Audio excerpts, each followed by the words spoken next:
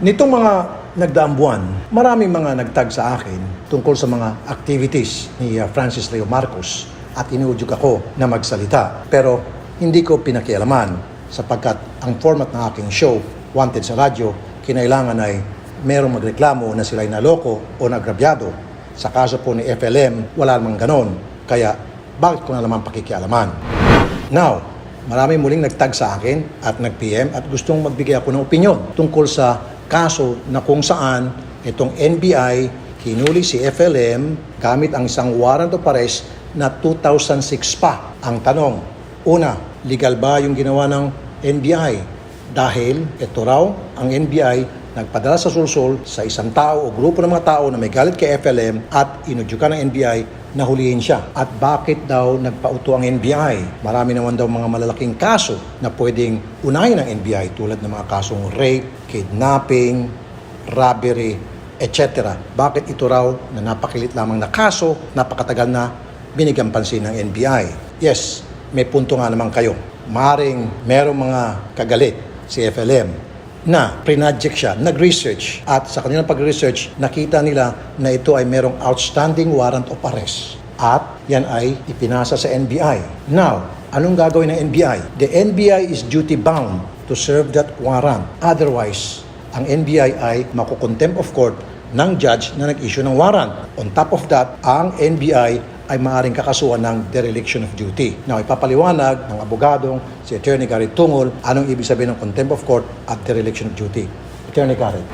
Ang contempt of court ay isang punishment na sinasampa ng ating korte para sa mga lumalabag sa mga utos nito. Kapag ang arrest warrant ay in-issue ng korte, naaatasan ang lahat ng law enforcement agency natin upang kunin ng taong pinapaaresto at dalhin sa presensya ng korte o sa nag-iimbestiga na kinatawan ng gobyerno. Kapag pinili ng isang arresting authority na hindi kunin ang tao bagamat alam nila kung nasaan ito, ito ang tinatawag nating contempt of court dahil inalis mo ang galang mo sa utos ng korte at ito'y may karapat-dapat na parusa. Ngayon, ang dereliction of duty naman ay isang kadikit na opensa nito. Ito ay mas general na offense. Ang dereliction of duty ay sinasampang administratibong kaso laban sa mga ahente ng ating gobyerno na nakalatag ang kanilang trabaho sa batas, ngunit ito'y hindi nila sinusunod. Tulad na lamang ng ating mga NBI agents at ang mga police officers natin, inaatasan na umaresto ng mga tao na may mga standing warrant. Kapag pinili nilang hindi arestuin ng tao, bagamat alam nila kung nasaan at kung sino itong taong to, sila ay nagderelict ng kanilang duty o iniwan ang kanilang katungkulan sa ilalim ng batas. Ang sunod na tanong, kami nga pumunta sa NBI, nagbigay kami ng warrant of arrest para sa isang suspect. Bakit hindi hinanap at hinuli ng NBI? Good question. Well, kailangan pang i-research ng NBI, kailangan pang i-casing ng NBI, surveillance, bago mahuli ang pinapaserba nyo ng warrant na hawak ninyo. Sa kaso po ni Francis Leo Marcos, high-profile personality po siya. Alam na alam ng buong Pilipinas kung nasaan siya. So, kapag hindi pa rin sinerve ng NBI yung warrant of arrest na nasa kamay na nila against Francis Leo Marcos knowing where he is, then doon na nga po papasok yung contempt of court and dereliction of duty. Now, doon naman sa kasong kung siya ba talaga ay Francis Leo Marcos o Norman Mangusin. Sa interview sa kanya sa tanggapan ng NBI na panood ko kahapon, sinabi niya doon sa mga nagtanong, itanong daw sa nanay niya kung bakit siya ay Francis Leo Marcos. May punto nga naman siya. Dapat pagbigyan ng NBI ang kahilingan ng FLM na tanungin ang nanay niya. All the NBI has to do is invite his mother to the NBI to shed light kung bakit siya naging Francis Leo Marcos. Now, pagdating sa NBI at tinanong yung nanay ni FLM kung ang tatay niya ba talaga ay si Pacifico Marcos dahil yun po ang kumakalat sa balita, then all the NBI has to do is i-verify yan sa NSO. At titingnan ngayon sa birth certificate na ma-obtain nila sa NSO kung talagang nakapirma doon si Pacifico Marcos as the father of Francis Leo during birth. Now, kung nakapirma, i-check yung signature doon sa mga available records sa signature ni Mr. Pacifico Marcos. Now, kung walang signature yan, then invalid po yung paggamit ni Francis Leo ng kanyang pangalan. Now, kung ganon, bakit hindi yan nakita ng Philippine Statistics Authority? Meron pang isang way kung papaano ang isang tao makapalit ng kanyang pangalan ng legal. Yun ay pumunta siya sa korte para i-request sa isang judge na palitan ang kanyang pangalan At yan ay pagbibigyan ng judge kapag meron siyang valid reason. Isa sa mga valid reason dyan ay kung ang kanyang pangalan ay mabaho at naging dahilan na para siya ay palaging tinutukso o binubuli. Example, Peryong Maharot, napakabaho ng pangalan niyan. At gusto niyang maisali niyan sa Peri Inosente, then the judge will grant his request.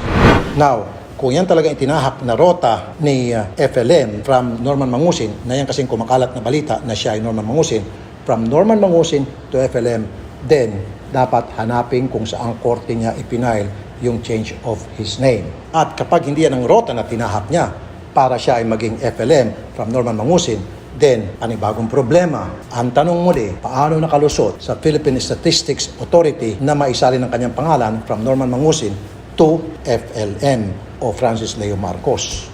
Kung lumilitaw na wala doon sa dalawang nabanggit kong ways na para siya ay maging Francis Leo Marcos, then ito ang magiging problema. Pakipaliwanag.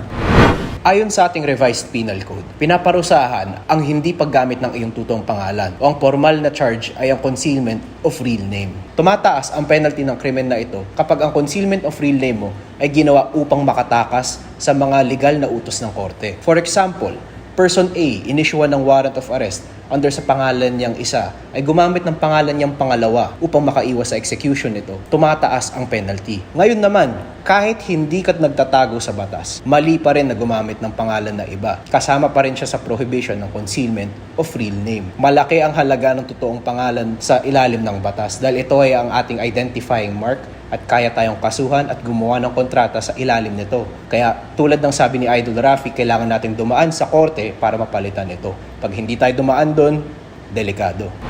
Dumako naman tayo doon sa katanungan ng iba, saan ba nanggaling ang pera ni Francis Leo Marcos? Anong pakialam nyo kung saan galing ang pera niya? Kung siya namimigay ng tulong sa mga nangangailangan, lalo sa mga hirap na kababayan, so be it. Inggit lang kayo, di ba? On the other hand, meron din punto kayo. Now, alamin din dapat ng mga kinangkulan, since the NBI is already handling his case, imbestigahan ng NBI saan ba talaga galing ang kanyang pera. At napakadali po yan na malaman. All the NBI has to do is contact the BIR. Siya ba ay nagbabayad ng tax? Tingnan ang kanyang ITR. Yan ba ay tumutugma yung kanyang binabayad na buwis sa mga idineklara niyang asset na available on records, lalo pat yung mga sinasabi niya. Bilyonaryo ka, then dapat malaking tax ang binabayaran mo sa BIR. Now, failure to do so, then meron kang kaso. Pakipaliwanag mo, Attorney Garrett. Kailangan natin tandaan na under our tax code, lahat ng income ay taxable. Hindi ibig sabihin ng income nito ay kailangan nang galing sa sweldo o sa business. Kahit ako ay isang taong nakahukay ng treasure sa ilalim o ng gold bars o ng Yamashita's treasure o kahit ano, taxable pa rin ito. Kaya po nandyan ang records natin si BIR. Lahat ng pumasok na income sa atin, whatever source, kailangan pagbabayaran po natin ng buwis. At ito ay isang accurate representation kung magkano nga ba ang kinikita ng isang tao.